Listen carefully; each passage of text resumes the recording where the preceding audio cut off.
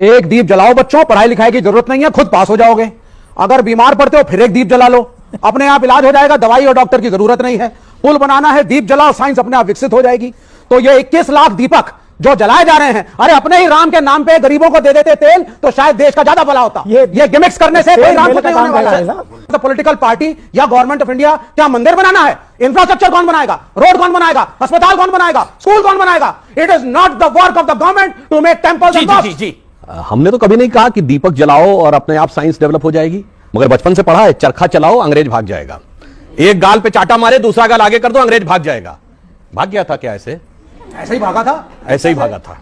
मान्यवर, वास्तविकता यह थी कि अगर महात्मा गांधी ने उस चरखे को प्रतीक बनाया था जहां पूरे राष्ट्र की भावनाएं संवेदना के साथ आके जुड़ी और उससे वो एक शक्ति मिली, नैतिक शक्ति, कि अंग्रेजों को भगाने में सफल हुए, उसी प्रकार यह दीपक एक प्रतीक है जहां से सभी के मन में एक ज्योति उत्पन्न होती है कि वो खड़े हो राष्ट्र के लिए। मगर कुछ लोग ऐसे होते हैं, जो अभी महंत जी कह रहे थे ना, कुछ लोगों को दीपक की रोशनी नहीं अच्छी लगती, उनको अंधेरा ही अच्छा लगता है, जिनके लिए रामचरितमानस में कहा गया, शब्द से न लिया जाए, सहज पाप प्रिय तामस देहा।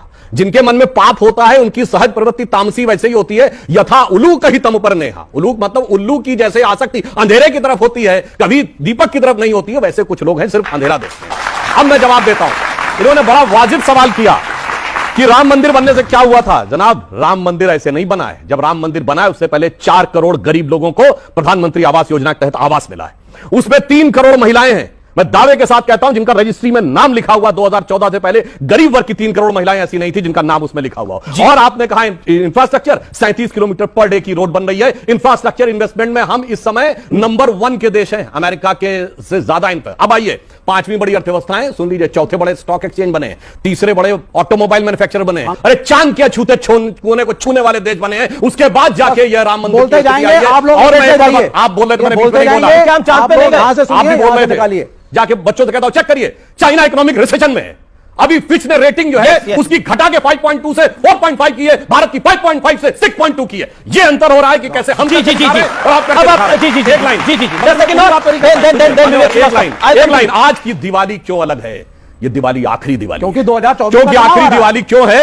क्योंकि भगवान राम के, श्री राम लला विराजमान के भव्य मंदिर में स्थापित होने से पहले की अंतिम दीपावली है। क्यों अंतिम दीपावली? मैं क्यों कह रहा हूं ये दीपावली इसलिए महत्वपूर्ण है? आपने कहा पहली दिवाली नहीं थी। हां, किसी जमाने में ताला लगा था, जब हम लोग बचपन में नारा लगाते थे, लोकतंत्र की देखो शान, बंदी बने हुए भगवान। फिर उसके बाद ताला खुला तो हम लोग कहते थे, तेरे भी जो मंदिरों पे प्रतिबंध लगा हो तो हिंदू कहलाना हमें छोड़ देना चाहिए। यह स्थिति थी। उसके बाद टाट के छप्पर में रहे भगवान राम, और वो भी अगर फट जाता था तो कोर्ट जाना पड़ता था। और उसके बाद श्री राम लला विराजमान इस केस में खुद पैरोकार थे, शायद आप लोगों को नहीं पता होगा। One of the respondent for Shri Ram Lalla Virajman. मैं दुनिया में चुनौती से कहता हूं, हमारे भगवान एकमात्र है जिन्होंने कोर्ट में खड़े होकर अपना मुकदमा खुद लड़ा है, और पूरी मर्यादा के साथ, सारी कानूनी वैधताओं के साथ अब जाके मंदिर वो बना है। इसलिए मैं कहूंगा, एक वो भी दिवाली थी जब उजड़ा हुआ गुलशन था, रोता हुआ माली था, आज महका हुआ गुलशन है, बजती हुई ताली है। एक वो भी दिवाली थी, ये भी दिवाली।